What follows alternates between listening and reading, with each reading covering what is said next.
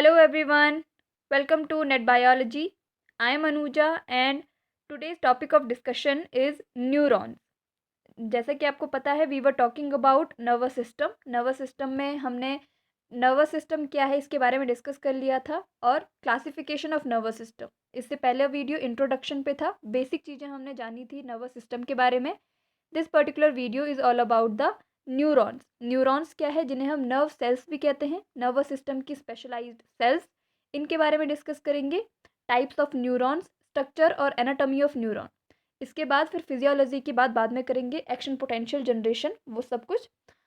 अभी बात है केवल नर्वस सिस्टम के न्यूरॉन्स के पार्ट की, जिसमें हम एनाटॉमी देखेंगे। ठीक है, चलिए स्टार्ट करते हैं। नर्व सेल्स और न्यूरॉन्स क्या हैं।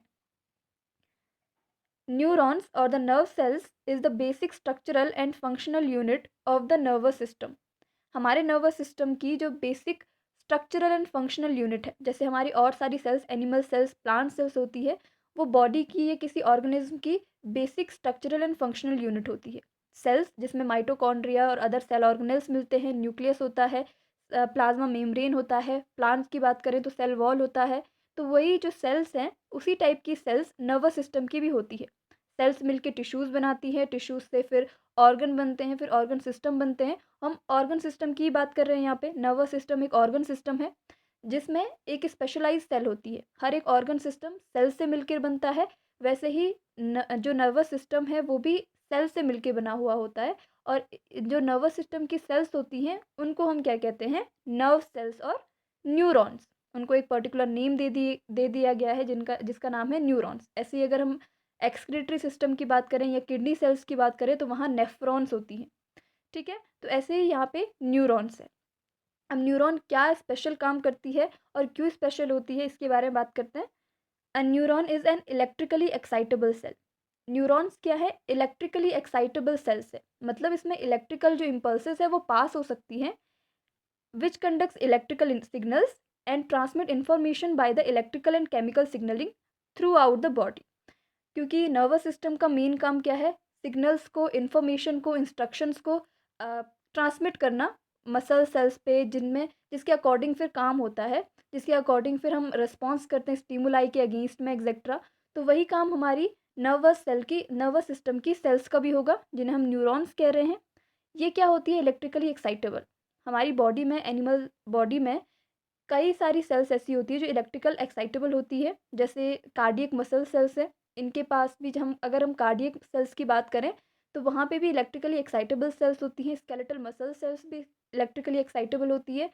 ऐसी सेल्स क्या कर सकती है, इनमें एक्शन पोटेंशियल का जनरेशन होता है, जिसके थ्रू जो भी सिग्नल है या जो भी काम करना है वो क्या होता है, वो मैसेज पास होता है। जैसे अगर हम कार्डियक मसल की बात करें, वहाँ एसए नोड और एवी नोड है। एसए नोड सेल्फ एक्साइटेबल होता है, अपने आप ही इलेक्ट्रिकल ग्रेडियंट जो है या इलेक्ट्रिकल इम्पल्स जो है वो जनरेट कर पाता है।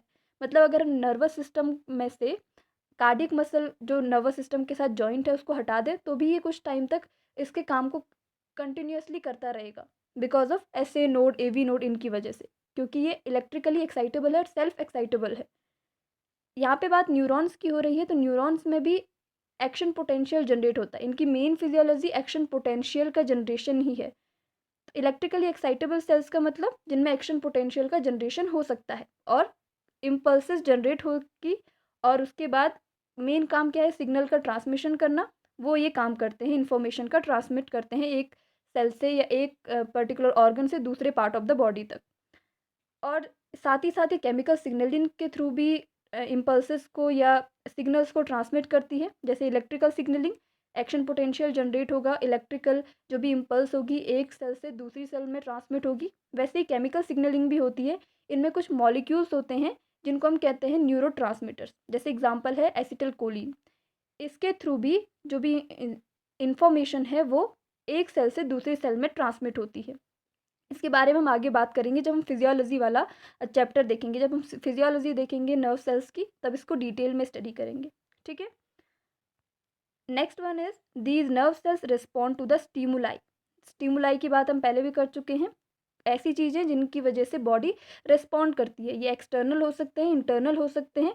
और हम नर्वस सिस्टम की बात कर रहे थे, तो नर्वस सिस्टम की सेल्स एंड न्यूरॉन या नर्व सेल्स ये भी क्या करती हैं, रिस्पॉन्ड करती है स्टिमुलाई के अगेंस्ट में। और स्टिमुलाई कैसे भी हो सकते हैं, लाइट हो सकती है, हीट हो सकती है, इलेक्ट्रिकली और केमिकली एंड मैकेनिकल एजेंट्स हो सकते हैं, इलेक्ट्रिसिटी हो सकती है, या जो लाइट है, लाइट का जो लाइट की इंटेंसिटी है उनका ज़्यादा हो जाना, कम हो जाना। तो ये सारे क्या हैं, स्टिमुलाई जिनके अगेंस्ट में बॉडी रिस्पॉन्ड करती है, और नर्व सेल्स भी इनके अगेंस्ट में रिस्पॉन्ड करती है। ठीक है, अब हम स्ट्रक्चर ऑफ न्यूरॉन की बात करते हैं। स्ट्रक्चर ऑफ न्यूरॉन, या आप कह लो कि एनाटॉमी ऑफ न्यूरॉन, एक न्यूरॉन कैसी दिखाई देती है इसके बारे में। तो न्यूरॉन के यहाँ पे कुछ मैंने यहाँ पे डायग्राम बनाया है एक, इसमें आप देख सकते हो यहाँ पे ये जो दिस पर्टिकुलर डायग्राम, ये जो है ये सेल बॉडी है न्यूरॉन की। जैसे एनिमल सेल्स होती है वैसे ही कंपोजिशन सेम यहाँ पे मिलता है। न्यूक्लियस यहाँ पे होता है, सेल बॉडी जैसे प्लाज्मा मेम्ब्रेन वगैरह ये सब यहाँ पे होती है। यहाँ पे एक अलग से कुछ ग्रैन्यूल्स भी मिलते हैं जिनको हम कहते हैं निसल्स ग्रैन्यूल या निसल्स बॉडी। साथ ही साथ यहाँ पे आपको कुछ प्रोजेक्शंस टाइप के दिख रहे होंगे सेल बॉडी के, कुछ इस तरीके के। एक लॉन्ग प्रोजेक्शन को हम कहते हैं एक्सॉन, और यहाँ पे myelin sheet, nodes of Ranvier, Schwann cell, axon knobs और सिनेप्टिक नोब्स, ये सब भी यहाँ पे होते हैं। तो इन सबको हम डिटेल में स्टडी करेंगे। यहाँ पे मैंने लिखा हुआ है दिस पर्टिकुलर डायग्राम, ये जो यहाँ पे डेंड्राइट्स हैं, ये जो डेंड्राइट्स वाले स्ट्रक्चर हैं, इनका काम क्या होता है, ये रिसीव करते हैं इम्पल्सेस को। कोई भी इम्पल्स जो है कहाँ से रिसीव करते हैं, कुछ दूसरी वाली जो न्यूरॉन होगी, जहाँ जो कनेक्ट होगी सीएनएस के साथ, इंस्ट्रक्शन लिए फिर दूसरी में ट्रांसमिट करना है, तो ये डेंड्राइट्स उनको एक्सेप्ट करते हैं, ये वाले प्रोजेक्शन। और दूसरा जो ये लॉन्ग वाला प्रोजेक्शन है जिसको हम एक्सॉन कह रहे हैं, ये कंडक्ट करता है इम्पल्स को from body of the cell. मतलब ये जो सेल बॉडी है, ये वाला स्ट्रक्चर, यहाँ से इम्पल्स को ये एक्सेप्ट करेगा और उसके बाद यहाँ से दूसरी सेल में ट्रांसमिट करेगा। और लास्ट में यहाँ पे जो ये नोब टाइप के स्ट्रक्चर है, ये क्या करते हैं, ये ट्रांसमिट करते हैं इन्फॉर्मेशन को टू द नेक्स्ट सेल, दूसरी सेल में ये इसको ट्रांसमिट करने का काम करते हैं। कुछ इस तरीके से इसकी फिजियोलॉजी होती है। और ये है एनाटॉमी, ये इसके कुछ पार्ट्स हैं। अब इनको डिटेल में इनके बारे में हम जानेंगे इसके बाद। तो सबसे पहले अ न्यूरॉन कंसिस्ट 3 मेन पार्ट्स। पहले तो न्यूरॉन केवल 3 मेन पार्ट को कंसिस्ट करती है। यहाँ पे आपको बहुत सारे दिख रहे होंगे, लेकिन इसके बारे में हम बात करेंगे। 3 मेन पार्ट्स इसमें होते हैं। First one is the cell body, जिसकी हम बात कर रहे थे, ये वाला स्ट्रक्चर। दूसरा है डेंड्राइट्स, जो इसके एक्सटेंशंस हैं। और तीसरा है एक्सॉन, जो कि एक लॉन्ग एक्सटेंशन है जो पास करता है इंफॉर्मेशन को सेल बॉडी से दूसरी न्यूरॉन्स तक। अब पहले हम बात करते हैं सेल बॉडी की। द सेल बॉडी और साइटोन, इसको सेल बॉडी कह सकते हैं और साइटोन कह सकते हैं। ऑल्सो कॉल्ड पेरिकैरियन, इसे पेरिकैरियन भी कह सकते हैं, आप किसी भी नाम से प्रोनाउंस कर सकते हो। Is the central region which contains a nucleus, mitochondria, Golgi body and other cell organelles. इसमें वही सारे कंपोजिशन होते हैं जैसा एक नॉर्मल सेल में होता है, नॉर्मल एनिमल सेल में होता है। गोल्जी बॉडी, माइटोकॉन्ड्रिया और न्यूक्लियस भी, न्यूक्लियस में न्यूक्लियोलस, क्रोमैटिन थ्रेड, ये सब चीज़ इसमें मिलती है। माइटोकॉन्ड्रिया की भी यहाँ पे ज़रूरत होती है एनर्जी प्रोड्यूस होने की, क्योंकि इम्पल्स तभी ट्रांसमिट होगी अगर हमको एटीपी और एनर्जी दी जाए। तो इस नर्व सेल्स में भी ऐसे ही माइटोकॉन्ड्रिया हेल्प्स करती है एनर्जी प्रोड्यूस करने के लिए। एक्स्ट्रा यहाँ पे एक चीज़ होती है जिसका नाम है निसल्स ग्रैन्यूल।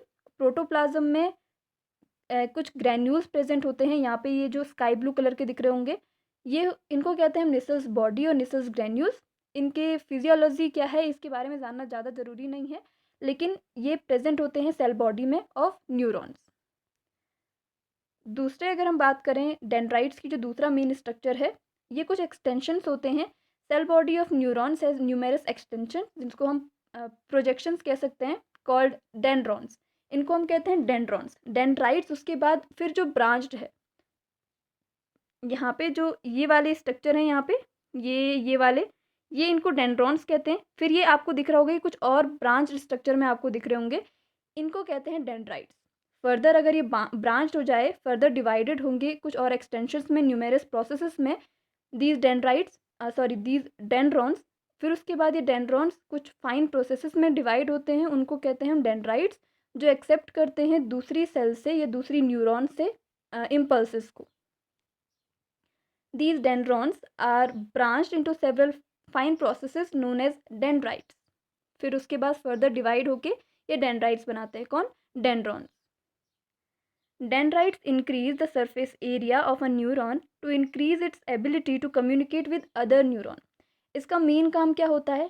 साइनेप्स एक जगह होती है। अगर हम बात करें कोई प्री सिनेप्टिक न्यूरॉन्स का मतलब जो इससे पहले, मानो कि ये वाली एक पोस्ट सिनेप्टिक न्यूरॉन है या दूसरी वाली न्यूरॉन है और इससे पहले वाली न्यूरॉन एक्सेप्ट कर रही है इम्पल्सेस को फ्रॉम द सीएनएस या इंस्ट्रक्शंस को सीएनएस से, सेंट्रल नर्वस सिस्टम से।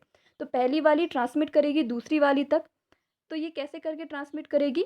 पहली वाली के जो एक्सॉन टर्मिनल होंगे यहाँ से, अगर आप केमिकल सिग्नलिंग की बात कर रहे हो या इलेक्ट्रिकल सिग्नलिंग की बात कर रहे हो, तो यहाँ पे साइनेप्स होते हैं। साइनेप्स का मतलब जंक्शन है, जहाँ पे फर्स्ट वाली के एक्सॉन टर्मिनल और सेकंड वाली के जो पोस्ट वाली है उसके डेंड्रॉन्स क्या करते हैं, एक दूसरे के साथ जंक्शन बनाते हैं और वहाँ पे पास होता है इन्फॉर्मेशन का। तो ये पास कैसे होगी? केमिकल सिग्नलिंग और इलेक्ट्रिकल सिग्नलिंग के थ्रू। और डेंड्राइट्स का मेन काम क्या है?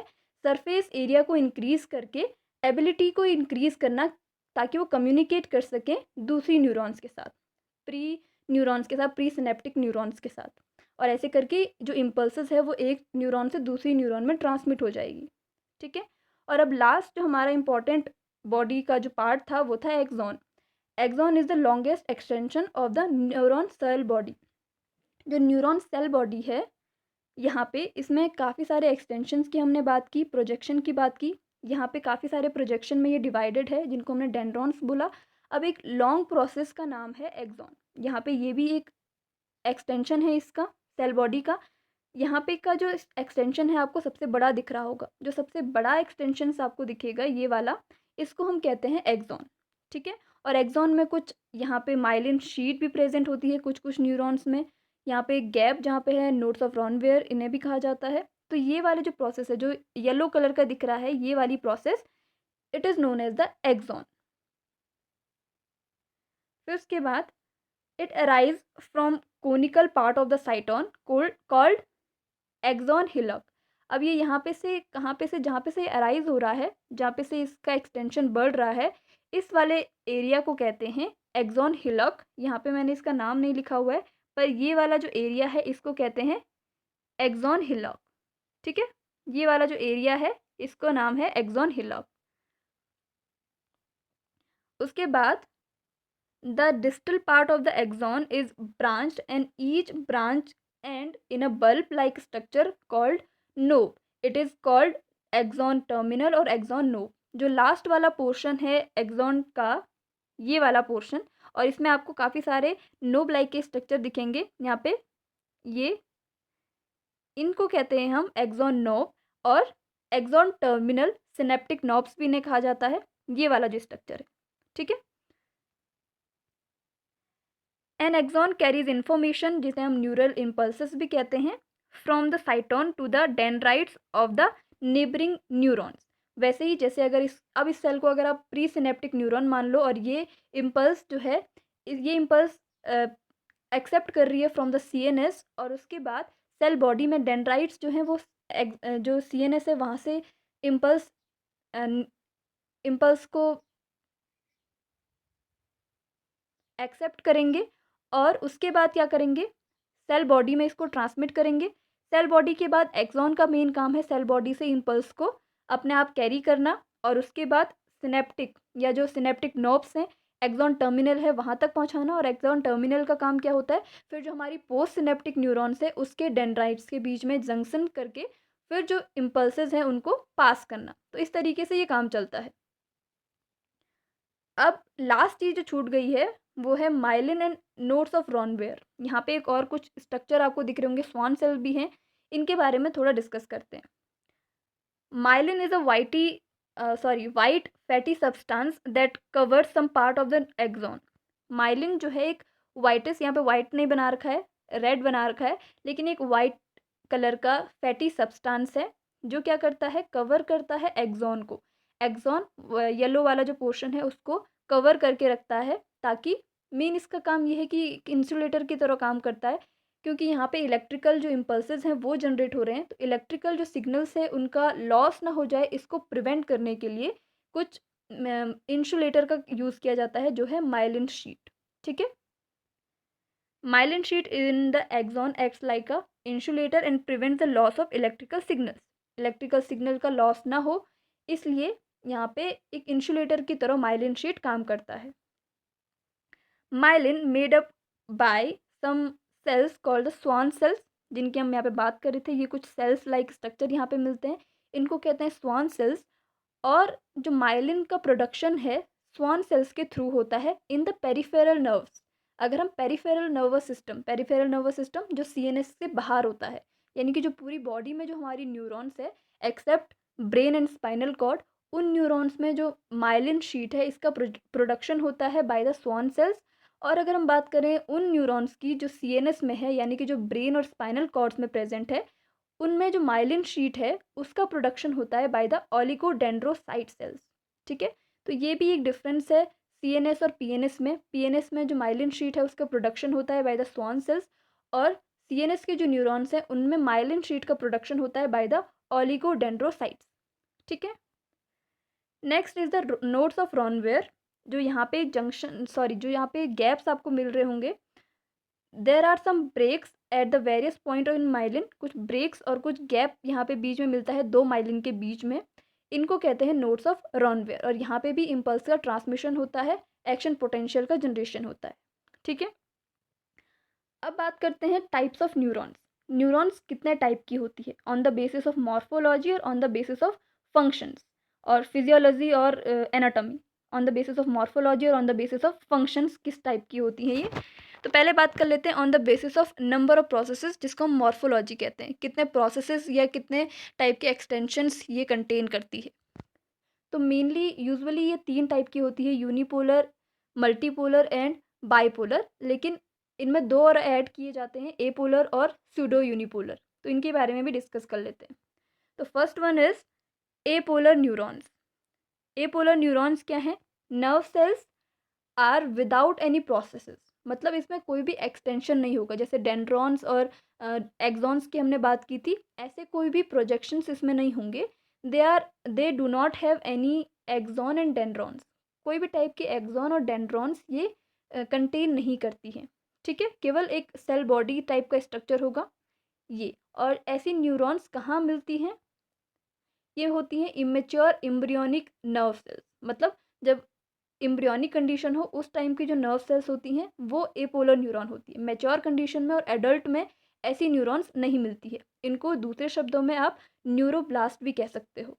ठीक है, next one is unipolar neuron. Unipolar मतलब जैसे एपोलर है मतलब एक भी प्रोसेस नहीं, यूनिपोलर मतलब एक प्रोसेस होगी। ठीक है, these nerve cells contains only one process, usually an axon. Mainly क्या होता है? एक्सॉन ही होता है, बट क्या पता किसी में डेंड्रॉन्स हो जाए एक्सॉन की जगह, मेनली एक्सॉन होता है। ठीक है, एक प्रोसेस होगी केवल। ये जो यूनिपोलर न्यूरॉन्स होती हैं आर द सेंसरी न्यूरॉन्स। ये किस टाइप की होती है? जैसे हमने बात की थी मोटर न्यूरॉन और सेंसरी न्यूरॉन्स की, तो जो सेंसरी न्यूरॉन्स होती है वो किस टाइप की सेल्स होती हैं? यूनिपोलर न्यूरॉन्स और unipolar nerve cells located in the skin, joints, muscles, posterior root of ganglion etcetera. Ganglion क्या है? एक ग्रुप ऑफ न्यूरॉन्स। ठीक है, ग्रुप ऑफ न्यूरॉन्स जो कि सीएनएस से बाहर हो, वो उनको कहते हैं हम गैंग्लियन। तीसरा है सूडो यूनिपोलर न्यूरॉन। सूडो का मतलब होता है जिसको हम कह सकते हैं कूट, या आप कह सकते हो कि झूठा। ठीक है, फॉल्स जिसे कह सकते हैं। तो कुछ इस तरीके का स्ट्रक्चर जिसमें एक प्रोसेस हो लेकिन हमको लगे कि ये दो टाइप का है या दो प्रोसेस जैसे लगे, लेकिन है एक ही। कुछ ऐसे तरीके का। These nerve cells contains an axon and split into the two branches. एक ही एक्सॉन है या एक ही प्रोसेस है, लेकिन वो दो ब्रांचेस में स्प्लिट हो गया है, इसलिए ऐसा लगता है कि ये बाईपोलर जैसा भी और यूनिपोलर जैसा भी, इसलिए इसका नाम रखा गया है pseudo unipolar. These sensory neurons are located in the dorsal root of spinal nerve. ये डॉर्सल रूट और स्पाइनल नर्व के डॉर्सल रूट पे ये इस टाइप की सेल्स हमको मिलती हैं, जो क्या है? Pseudo unipolar. अब कुछ इस तरीके का स्ट्रक्चर होता है। अगर हम स्ट्रक्चर की बात करें एपोलर न्यूरॉन का, तो इसमें कोई भी प्रोसेस नहीं होगी। ये यूनिपोलर न्यूरॉन केवल एक प्रोसेस के साथ होगा, और सूडो यूनिपोलर या जो स्प्लिट होके दो में डिवाइड हो चुका हो, ऐसे तरीके का। अब एक और स्ट्रक्चर है जिसका नाम है एक और न्यूरॉन का टाइप है जिसका नाम है बाईपोलर न्यूरॉन। बाईपोलर न्यूरॉन, जैसे हमने यूनिपोलर की बात की, एक प्रोसेस थी, बाई मतलब टू, तो दो प्रोसेस यहाँ पे होगी। Bipolar neuron possess two processes, one is axon and one is dendron. मतलब एक इसमें एक्सॉन होगा, एक इसमें डेंड्रॉन होगा, दो टाइप की प्रोसेस ये कंटेन करेगा। For example retina of eyes, sensory sales of olfactory epithelium etcetera. और लास्ट बच गया हमारे पास मल्टीपोलर न्यूरॉन। मल्टीपोलर मतलब इसमें बहुत सारे एक्सटेंशंस होंगे, जैसे कि हमने पहले स्ट्रक्चर की बात की थी न्यूरॉन के, वैसे टाइप का कुछ स्ट्रक्चर होगा मल्टीपोलर न्यूरॉन का। These neurons have one axon and many dendrons more than two. For example, most neurons of brain and spinal cord. Mainly जो CNS की न्यूरॉन्स होती हैं वो किस टाइप की होती है? मल्टीपोलर न्यूरॉन, जिसमें एक एक्सॉन हो और बहुत सारे डेंड्रॉन्स हो, जैसे हमने पहले भी स्ट्रक्चर की बात की थी। ये दो टाइप की, ये बाइपोलर है और ये मल्टीपोलर, जिसकी हमने पहले भी बात की थी, अभी स्ट्रक्चर देखा था जिसका। ठीक है। अब on the basis of function और फिजियोलॉजी, उसके बेसिस पे हम देखते हैं कि ये न्यूरॉन कितने भागों में डिवाइडेड है। फर्स्ट है आपके पास सेंसरी रिसेप्टर और एफरेंट न्यूरॉन, जिसमें हमने एफरेंट नर्वस सिस्टम में भी बात की थी सेंसरी न्यूरॉन्स की, जो क्या करती हैं, ये रिसीव करती है सिग्नल्स को या इम्पल्सेस को फ्रॉम द सेंसरी जो भी ऑर्गन्स है हमारे, जो हम सेंस करते हैं, सेंसरी ऑर्गन्स में से ये क्या करती है, सेंस करती है, और आप कह सकते हो कि इंफॉर्मेशन कैरी करती है, और उसको कंडक्ट करती है कहाँ तक? CNS तक। मतलब ये CNS तक लेके जाती है इंफॉर्मेशन को। इस टाइप की सेल्स को हम सेंसरी सेल्स कह सकते हैं, रिसेप्टर सेल्स कह सकते हैं, और इफरेंट सेल्स कह सकते हैं, नर्व सेल्स। ठीक है। Sensory neurons receives and conduct signals from the sensory receptors to the CNS। इसके बारे में हम पहले भी बात कर चुके हैं, सेंसरी न्यूरॉन्स। और दूसरा है आपके पास मोटर न्यूरॉन्स। मोटर न्यूरॉन्स जैसे सेंसरी न्यूरॉन ब्रेन तक लेके जा रही है इम्पल्सेस को, मोटर न्यूरॉन्स ब्रेन से जो इंस्ट्रक्शंस आए हैं उनको हमारे ग्लैंड्स और मसल्स तक पहुंचाने का काम करती है, टारगेट ऑर्गन तक पहुंचाने का काम करती है, जिसने ब्रेन की कमांड के अनुसार काम करना है या CNS की कमांड के अनुसार काम करना है। These neurons carry signals from central nervous system to the effector organs, जैसे मसल्स और ग्लैंड्स हैं, इन तक इनको इम्पल्सेस को लेके जाने का ये काम करती है। तीसरी एक मेन और ब्रांच है, एक और टाइप है न्यूरॉन का on the basis of function, which is known as the association और द इंटर न्यूरॉन्स। इनको हम दूसरे शब्दों में कनेक्टर न्यूरॉन्स भी कह सकते हैं। और कनेक्टर क्यों कह रहे हैं? क्योंकि ये कनेक्ट करने का काम करती हैं। किसको कनेक्ट करने का काम करती हैं? They act as a link between axon of sensory neurons and the dendrites of motor neurons। मतलब जो हमारे सेंसरी न्यूरॉन्स है, जो ब्रेन तक लेके जाएंगे इम्पल्सेस को, और ब्रेन उसके अकॉर्डिंग जो इंस्ट्रक्शन देगा वो मोटर न्यूरॉन्स हमारी मसल्स तक लेके जाएगी। इनके बीच का जो लिंक है या इनके बीच में जो एसोसिएशन होगा या कनेक्टर का जो काम करेगा, वो कौन करेगा? एसोसिएशन न्यूरॉन और द इंटर न्यूरॉन। इसीलिए इसका नाम एसोसिएशन, कनेक्टर और इंटर न्यूरॉन है। ठीक है। These neurons are located entirely within the CNS, because यहीं पे इनका एसोसिएशन हो सकता है, क्योंकि एक लेके आ रही है और दूसरी लेके जा रही है कहाँ से? ब्रेन से। ब्रेन तक लेके आना, और यानी कि CNS तक, मेनली जो ब्रेन और स्पाइनल कॉर्ड है, CNS के जो पार्ट्स हैं, इन तक लेके आना और यहीं से लेके जाना है, तो इन्हीं के बीच में इसका एसोसिएशन होगा। तो ये वाली न्यूरॉन्स कहाँ लोकेटेड होगी? CNS में। ठीक है। ये है इन तीन न्यूरॉन्स के स्ट्रक्चर।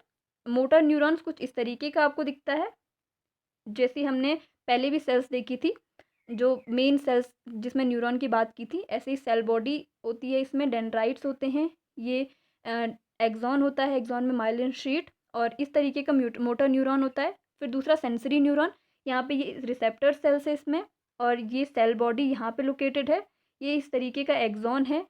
एक्सॉन की जो आउटर मोस्ट लेयर होती है उसको न्यूरोलोमा कहा जाता है।